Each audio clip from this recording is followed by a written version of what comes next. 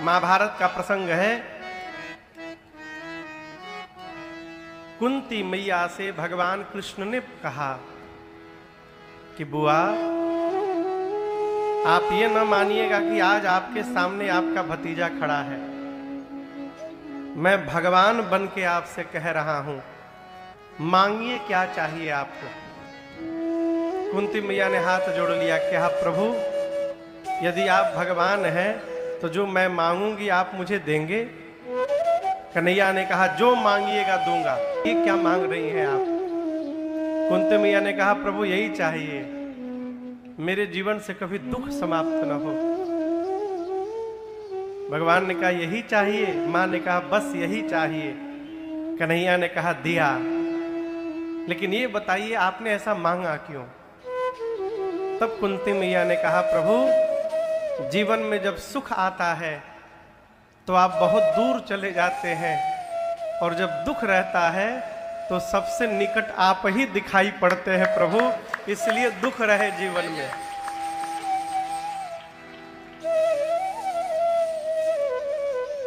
भगवान का विस्मरण न हो, इसका यत्न किया जाए। यदि हमसे प्रातः काल आरती नहीं उतारी जा रही है समयाभाव के कारण, तो परेशान न होइए। हम पूजा नहीं कर पा रहे हैं तो परेशान न होइए। लेकिन यदि भगवान की याद नहीं आ पा रही है, ये परेशान होने का विषय है। याद भगवान की बनी रहे।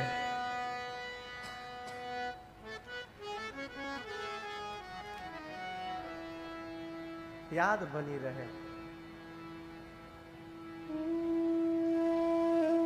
सुग्रीव भगवान को भुलाई गए। आया राम जी को आवेश। लक्ष्मण जी से बोले चातुर्मास के बाद, लक्ष्मण, सुग्रीव मेरी सुधि भूल गया। जही सर हताओ जही सायक मारा मैं बाली, तेही सर हताओ मूढ़ कह काली। अब यहां इसके दो भाव दर्शन करिए। सामान्य अर्थ तो है, राम जी कहते जिस बाण से मैंने बाली को मारा था उसी बाण से मैं कल मारूंगा सुग्रीव को, यह सामान्य अर्थ है। लेकिन इसके भीतर विशेष अर्थ है। राम जी को यहां कष्ट है कि सुग्रीव बताओ मुझे भूल गया। जही सायक मारा मैं बाली, जिस बाण से मैंने बाली को मारा था, यदि उस बाण से मैं सुग्रीव को मार दूं तो कल जगत मुझे मूढ़ कहेगा। मूढ़ कह काली। क्यों? हमारे एक चाचा हैं पवन बाबू, बड़े काम की बात।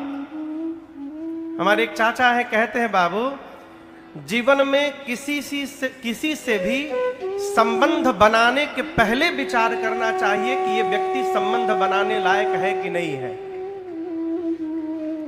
अच्छा है, बुरा है, बड़ा है, छोटा है, पहले जितना विचार करना है कर लीजिए। एक बार संबंध बन गया, फिर विचार करने का काम समाप्त हो गया। फिर अपनी ओर से जीवन भर संबंध का निर्वाह करते रहिए, ये धर्म है। राम जी कहते हैं कि सुग्रीव को मैंने मित्र बनाया।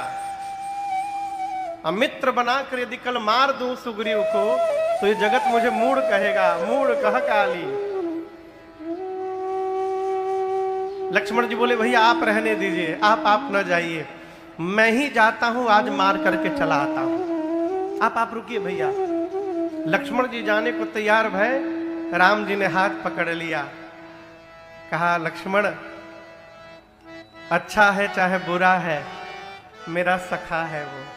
क्या बात है, सुग्रीव मेरा सखा है, इसलिए मारिएगा मत उसको, केवल जाइए उसको डरा धमका कर ले आइए।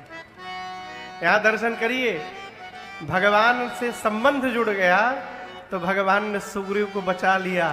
उसी प्रकार यदि हम लोग भी रघुनाथ जी से संबंध स्थापित कर लेंगे तो भगवान हमारी भी रक्षा करते रहेंगे।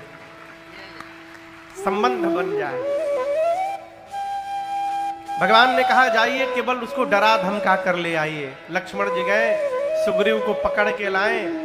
आते आते चरणों में गिर गया, क्षमा याचना करने लगा। त्राहि माम, त्राहि माम। सुग्रीव कहते प्रभु, मैं आपको भूल गया, आपकी माया के कारण भूल गया, लेकिन एक बात कहूं रघुनाथ जी, पूरी गलती मेरी नहीं है। राम जी बोले मतलब तो किसकी है? और बोले प्रभु थोड़ी आपकी ओर से भी हो गई है। राम जी बोले क्या कह रहे हो तुम? सुग्रीव ने कहा प्रभु आपकी माया अति दुस्तर है, आपकी माया से जीव बच नहीं सकता है। आप यदि चाहते तो अपनी माया को कह सकते थे कि देखो सुग्रीव को बहुत आवश्यक कार्य सौंपा हूं, सुग्रीव को न फंसाना। आपने अपनी माया को मना नहीं किया, आपकी माया ने मुझे फंसा लिया। अब कहिए सब गलती मेरी है कि थोड़ी आपकी भी है? राम जी मुस्कुराने लगे, कहे चलो कोई बात नहीं, अब वो यत्न करिए मित्र जिससे सीता जी का पता चले। सुग्रीव जी ने कपियों को बुलाया, सभी का बानर आए, कहा कि जाइए पूरब जाइए, पश्चिम जाइए, उत्तर जाइए, जा करके सीता जी का पता लगाइए। लेकिन याद रहे 1 महीने में वापस आना है। कितने दिन में? कितने दिन में? कई ऐसे ऐसे विभूति लोग होते हैं, उनको यदि कोई काम सौंप दीजिए ना, तो उनको सौंपने के बाद उनके पीछे एक आदमी को लगाना पड़ता है, देखिए करत आगे लिखे करत। सुग्रीव जी ने कहा कि 1 महीने में वापस आना है। दूसरी बात, खाली हाथ नहीं आना है, पता लगा कर ही आना है। जो भी खाली हाथ लौटेगा, आने के साथ ही मेरे हाथ द्वारा मार दिया जाएगा। दंड कठोर किया। सारे कपि प्रणाम करके गए। इसके बाद जो मुख्य सेनापति थे, जामवंत जी, हनुमान जी, अंगद जी, नल नील, गव गवाक्ष, द्विविध मैंद, सठ निसठ, इन सबको बुलाया सुग्रीव जी ने और बुलाकर कहा आप सभी लोग मिलकर दक्षिण दिशा में जाइए, जाकर के सीता जी का पता लगाइए।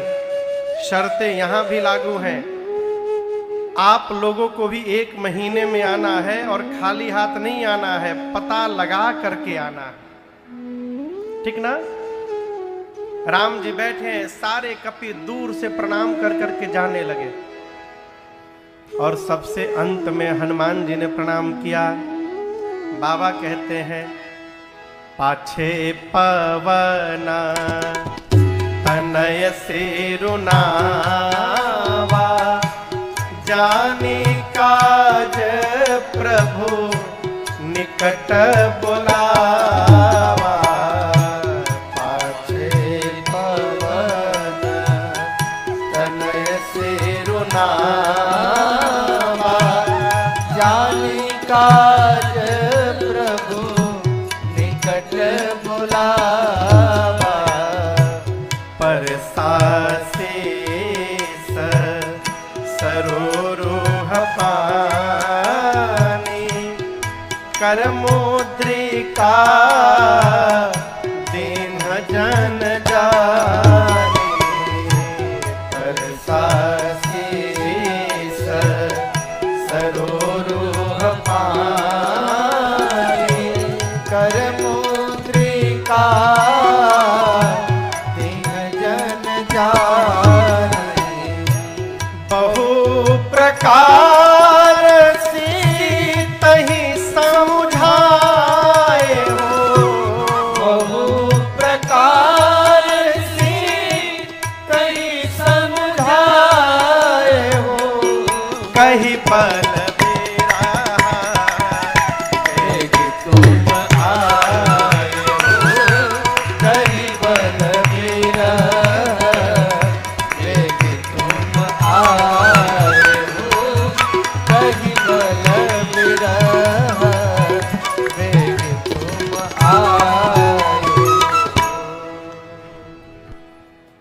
सबसे अंत में श्री हनुमान जी महाराज ने प्रणाम किया। कब प्रणाम किया? अंत में। जोर से कहिए, अंत में।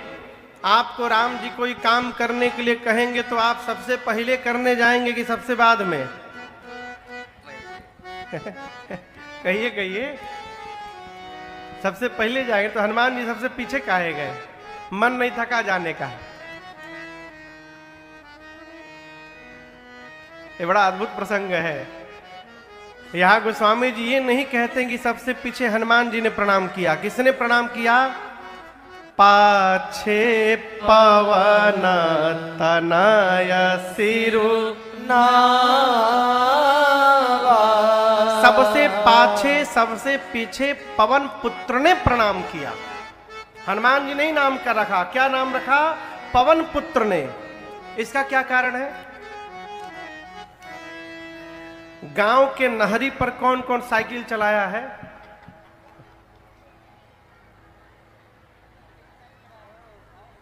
सबसे पहले कैंची चलाते थे। कैंची जानते हैं? उसके ट्रायंगल वाले शेप में से एक ठे पांव घुमा के और सीट दबा के इधर से एक हैंडल पकड़ के चलाते थे साइकिल। नए नए में सरकार कैंची। उसके बाद जब थोड़ा पांव पहुंचने लगा तो पूरा बैठ के चलाते थे। गांव में जाते थे तो हम लोग गर्मी की छुट्टी में तो ढूंढते रहते थे केहू रिश्तेदार आ जाओ साइकिल लेके। पहले भैया एक राजदूत चलता था, वो जिसके हेडलाइट में कील लगने से स्टार्ट होता था। पुराना राजदूत आप लोग देखे होंगे। उसके हेडलाइट में ऊपर सरकार एक उसका चाबी कील जैसा होता था, उसको लगाइए, स्टार्ट करिए, चल दीजिए। तो हमारे एक रिश्तेदार पहुंचे, हम नया नया बाइक सीखे थे, अभी 13-14 साल उम्र है।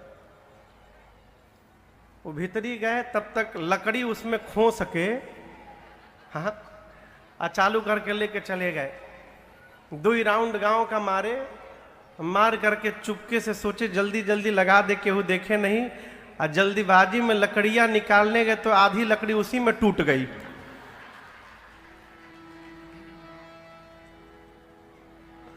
और उसके बाद बाबू जो धोबिया पिटाई पीटे।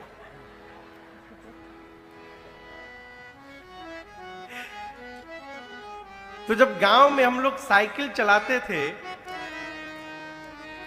साइकिल चलाते समय यदि आगे से हवा आ जाए तो कैसा लगता था? बहुत मेहनत लगता था, साइकिल आगे नहीं बढ़ती थी।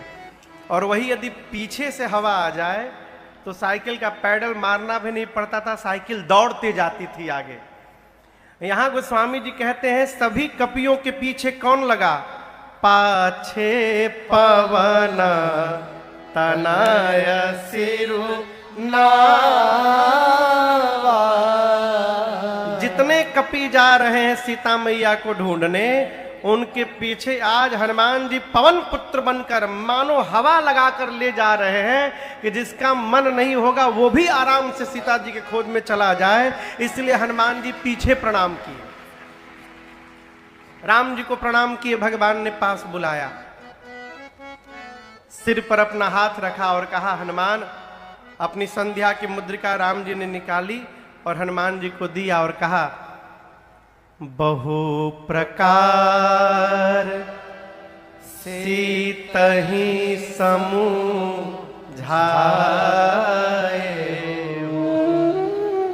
कहि बल बिरह बेगी तुम। अनेक प्रकार से सीता जी को समझाइएगा हनुमान जी, मेरे विरह बल को बताइएगा और बताकर शीघ्र वापस आइएगा। हनुमान जी प्रणाम करके चले। स्वयं प्रभा मिली। स्वयं प्रभा जी ने अपने तपस्या के बल से सभी कपियों को समुद्र के किनारे भेज दिया। सरकार समुद्र किनारे जाते अंगद रोने लगे। क्यों रोने लगे? अब आगे जाएंगे तो पानी है, डूब के मर जाएंगे। बिना पता लगाए जाएंगे तो सुग्रीव मार देंगे। आगे भी मृत्यु, पीछे भी मृत्यु। अब करें क्या? अंगद ने निर्णय किया, न हम डूब के मरेंगे, न पीछे सुग्रीव के हाथों मरेंगे। जब तक सीता जी नहीं मिल जाएंगी हम लोग यहीं बैठे रहेंगे। सारे कपि समुद्र के किनारे बैठ गए। जामवंत जी समझाने लगे, चिंता न करिए, भगवान का काम भगवान ही पूरा करते हैं, हम और आप तो निमित्त मात्र हैं, कोई न कोई मार्ग अवश्य निकलेगा। जहां ये सब लोग बात कर रहे हैं, वहीं ऊपर पर्वत की खोह में, गुफा में जटायु के भाई संपाति बैठे हैं। क्या नाम है? संपाति। उनके पंख नहीं है, पंख नहीं है इसलिए उड़ नहीं पाते हैं। उड़ नहीं पाते हैं तो कहीं जा नहीं पाते हैं, कहीं जा नहीं पाते हैं तो भोजन नहीं मिला है, कई दिनों से भूखे हैं। नीचे देखे इतने सारे बानर, तुरंत बोले ब्रह्मा जी को, धन्यवाद ब्रह्मा जी, इतने सारे कपियों को भेज दिया आपने, आज सबको खा जाऊंगा। क्या बोले? सबको खा जाऊंगा। अंगद को सुनाई पड़ गया। अंगद बोले ब्रह्मा जी, हम लोगों ने कहा कि ना आगे जाके मरेंगे ना पीछे जाके मरेंगे, तब तक आपने यही मारने की व्यवस्था बना दी हम लोग की। एक ये गिद्ध है जो हम लोगों को खाने की बात करते हैं। एक जटायु जी गिद्ध थे जिन्होंने राम कार्य में प्राण की आहुति दे डाली अपनी। संपाति सुने जटायु, कपियों से बोले निर्भय हो जाओ, डरिए मत हमसे। जटायु मेरे भाई थे, क्या हो गया मेरे भाई को? जामवंत जी ने सब कथा सुनाई। संपाति जी समुद्र तट पर गए, अपने भाई को तिलांजलि दी है और कहा कि जटायु और मैं दोनों भाई थे। एक बार दोनों भाई सूर्य की ओर जाने लगे, किरण से पंख जलने लगा तो जटायु तो नीचे आ गए, मैं अभिमान के कारण और निकट चला गया, मेरे दोनों पंख जल गए। तब चंद्रमा नाम के एक मुनि ने मुझसे कहा था, त्रेता युग में राम जी के दूत जब सीता जी का पता लगाने जाएंगे संपाति, तो उन दूतों का परिचय मिलने के साथ ही आपके शरीर में नवीन पंख निकल आएंगे। जामवंत जी बोले हम ही लोग वो दूत हैं। जैसे पता चला संपाति के शरीर में नया पंख निकल गया, पंख फुला के संपाति नाचने लगे। जामवंत जी बोले आपका काम हो गया ना, अब हमारा काम करिए, देखिए कहीं सीता जी दिखाई दे रही हैं आपको। संपाति जी बोले हम तो रोज देखते हैं। बोले क्या, कहां देखते हैं? मैं देखा हूं तुम नाही गीधहि दृष्टि अपार। संपाति बोले समुद्र में 100 योजन दूर त्रिकूट पर्वत पर लंका नगरी है, जहां अशोक वाटिका में सीता जी दिखिए, वो एक अशोक के वृक्ष के नीचे बैठी है सीता जी, मुझे दिखाई पड़ गया।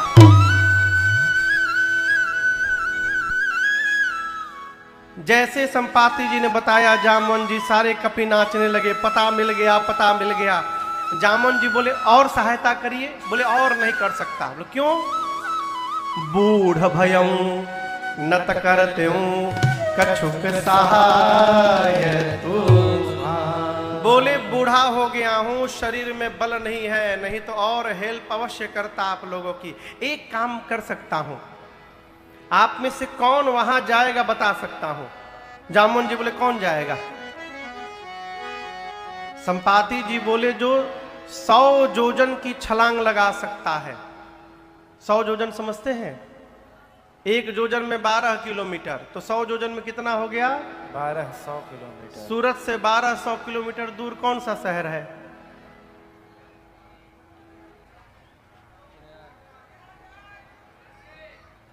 कौन एक मान लिया जाए, प्रयाग मान लिया जाए। हाँ। संपाति बोले सूरत में जंप करे तो जाकर प्रयाग त्रिवेणी में डुबकी लगावे, संगम नोज पर। इतनी लंबी जो छलांग लगा सकता है वही राम जी का काम पूरा करेगा। संपाति जी बोल के चले गए। ये सारे कपि लोग आपस में बात शुरू किए, कौन जाएगा हो, इतना दूर कौन जाएगा? नहीं, कोई इतना पॉसिबल नहीं है, इतनी लंबी छलांग कौन मारेगा? हम तो एक बार 20 योजन मारे थे बस। एक कपि ने कहा कितना मारे थे? दूसरके ने कहा तुम का मारे हो? 30 मार के मैं बैठा हूं, 30 योजन। तब तक एक कपि ने कहा जामवंत जी हमारी नाम के आगे 50 योजन लिखिए, हम 50 योजन जा सकते हैं, 50 योजन। जामवंत जी देखिए सब धीरे धीरे बढ़ने लगे। जैसे कपि ने कहा 50 योजन, जामवंत जी बोले शाबाश, बजाइए ताली इनके लिए, 50 योजन जा सकते हैं। और कोई वीर यहां बैठा है 50 योजन के आगे जाने वाला? एक कपि ने कहा 70 योजन चला जाऊंगा मैं, 70 योजन। जामवंत जी बोले डबल ताली बजाइए इनके लिए, 70 योजन। हिम्मत बांधिए, आप जा सकते हैं। और कौन जाएगा? 70 योजन के आगे 100 तक जाना है, बस पहुंच गए। कौन जाएगा? एक कपि पूरा हिम्मत बांध रहा है। जामवन जी बोले जल्दी बोलो कितना लिखी? बोले 90 योजन चला जाऊंगा। बोले बस पहुंच गए, पहुंच गए, पहुंच गए। और हिम्मत बांधिए, 100 योजन पूरा हो जाएगा। कौन जाएगा?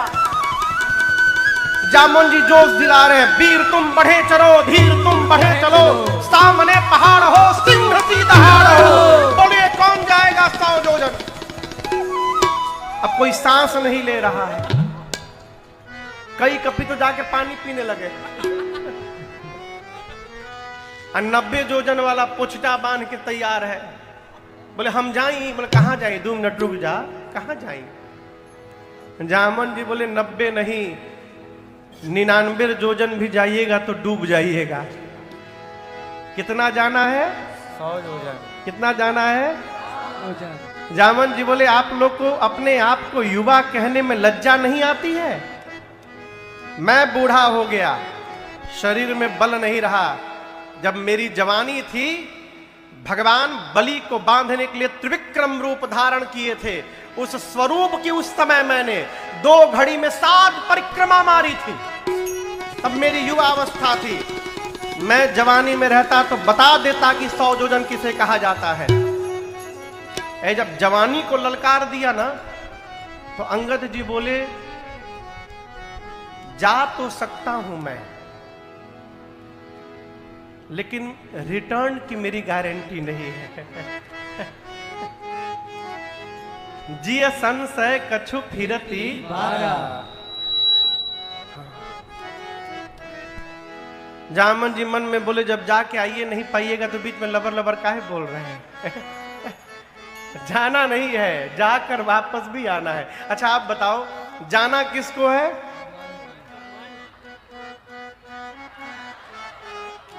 जिसको जाना है वो चुपचाप बैठा है, और जिसको जिसको नहीं जाना है वो सब फोटो खिंचवा रहे हैं। काम करने वाला चुपचाप काम करता है। सारे भैया लोग बैठे हैं, लेकिन हम कहें अरुण बाबू को, अरुण बाबू से हम मिलिए नहीं पाए,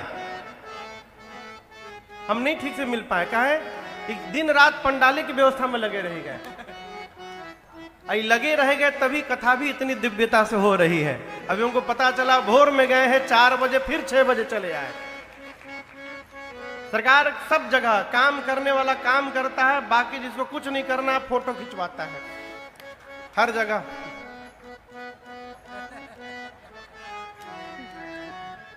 चार आदमी खड़ा होकर फोटो खिंचवा रहे हैं, यदि उसको नहीं बुलाया गया तो 2 आदमी के बीच में से खाली गर्दनियां निकाल देते हैं, खाली मुंह गर्दन आ जाए, और उसके बाद उस फोटो में अपन गर्दन में लाल रंग से घेरा घेर के और फिर पोस्ट करता है कि लोग देखें कि हमारी गर्दनियां कहां बाएं में। हम एक जगह भंडारे में गए, एक विवाह में, तो नीचे बैठा कर लोग भोजन करा रहे थे। हम तो चुपचाप बैठे थे। वहां एक फूफा थे, भाई के फूफा हुई तो खिसियाई ना। वहां एक फूफा थे, वो कुछ करे नहीं, खाली हाथ पीछे लगा के सब्जी चलाओ, दाल चलाओ, पनीर चलाओ, चावल चलाओ, पूरी चलाओ, सबको आदेश दे। मिश्रा जी अपने कुछ ना करे। हम बैठ के देख रहे, सारे लोग भोजन कर लिए थे, पानी पी रहे थे। अब पानी भी किसी को नहीं चाहिए था। तब तक जो घर का मालिक था वो चला आया।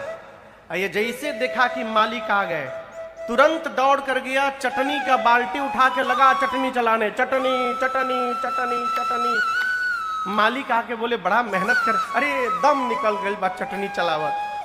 झूठ है। काम करने वाला मौन रहता है, जिसको कुछ नहीं करना वो हल्ला बहुत बढ़िया करत है। जामवन जी पूछे कपियों से बजरंग बली कहाँ है? बोले क्या मालूम, हनुमानगढ़ी में जाके बैठे हैं।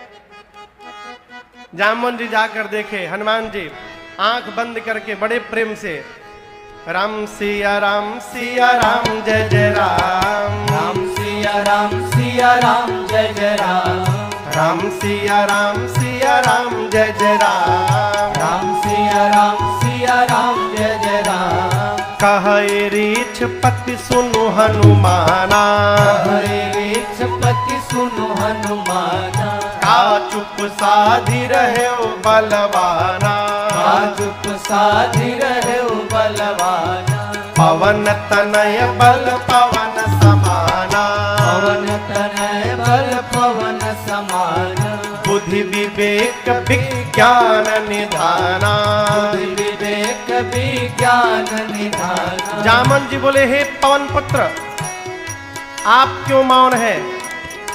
पवन के समान आपका बल है, पवन के समान आपका वेग है, आप जाएंगे ना उस पार? हनुमान जी महाराज, राम सिया राम जय जय राम। राम सिया राम जय जय राम।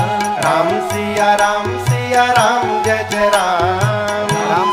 राम सिया राम जय जय राम। कवन सुकाज कठिन जग माही, कवन सुकाज कठिन जग माही। जो नहीं होई तात तुम पाही, जो नहीं होई तात तुम पाही। जामन जी बोले, हे हनुमान जी, संसार का कौन सा कार्य आपके लिए असंभव है?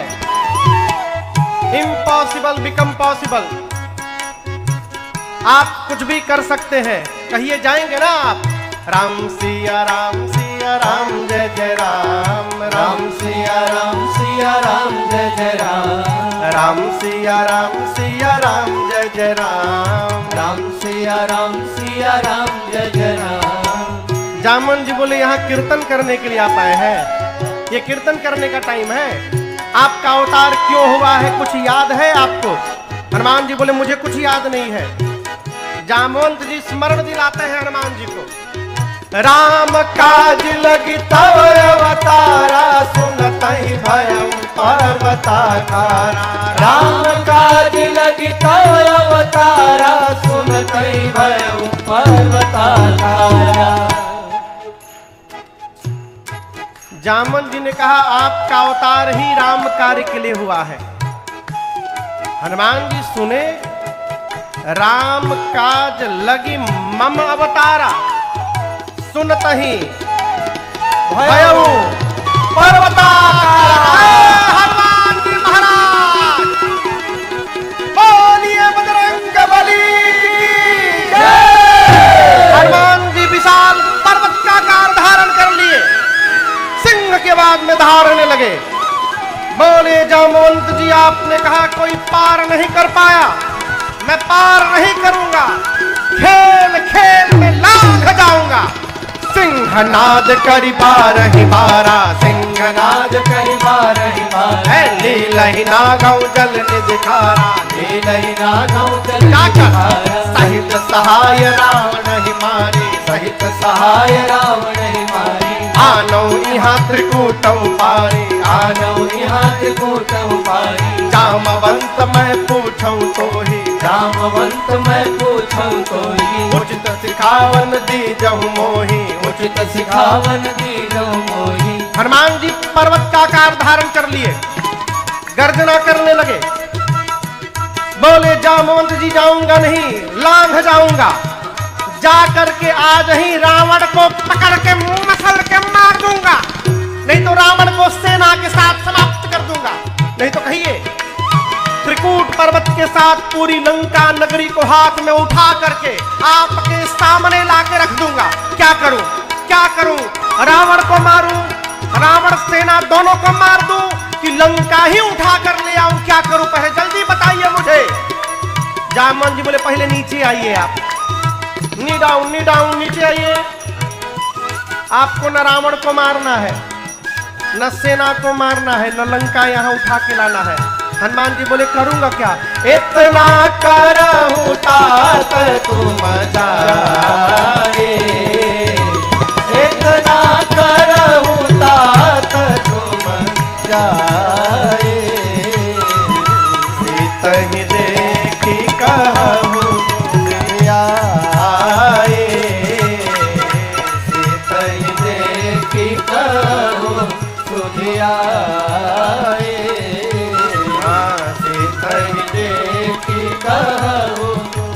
आए।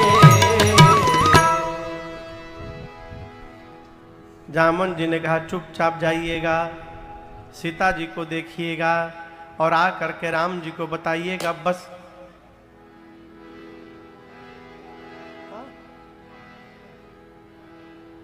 हनुमान जी बोले फोड़ दूंगा। देखिए फटा अभी पीछे।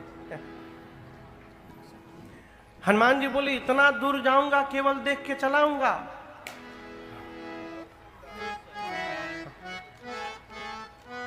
रावणों को पकड़ के फोड़ नहीं दूंगा। जामन जी बोले नहीं नहीं नहीं नहीं, डोंट टच हिम। रावण को छूइएगा भी न, उसके लिए राम जी पर्याप्त है। हम कपियों की सेना साथ में रहेगी और जो कुछ भी करना होगा राम जी करेंगे। कपि सेना संग संहारी निश्चर राम सीतहियारी। त्रैलोक पावन सुजस सुर मुनि नारदादि पखारी। जो सुनत गावत कात समझत परम पद नर पावई। जो सुनत गावत कात समझत परम पद नर पावई। रघुवीर पद पाथो मधुकर दास तुलसी गावई। रघुवीर पद पाथो मधुकर दास तुलसी गावई। दास तुलसी गावई। दास तुलसी गावई। जामन जी ने कहा कपियों की सेना साथ में रहेगी, राम जी जाएंगे, निशाचरों का अंत करेंगे और राम जी ही सीता जी को लेकर आएंगे। भगवान के विमल यश का नारद आदि मुनि गुणगान करेंगे। इस कथा को जो सुनेगा, गाएगा, कहेगा और समझेगा, वो अंत में भगवान के परम पद को प्राप्त कर लेगा, इसमें कोई संशय नहीं है। अब आगे की कथा सुंदर कांड में प्रवेश करती है। किस कांड में? जामन जी की बात हनुमान जी को बड़ी अच्छी लगी और सरकार यहीं से कथा प्रारंभ होती है। बाबा कहते हैं जामावंत के बचन सुहाए। सुनि हनुमंत हृदय अति भाए। तब लगी मोहि परखे वो तुम भाए।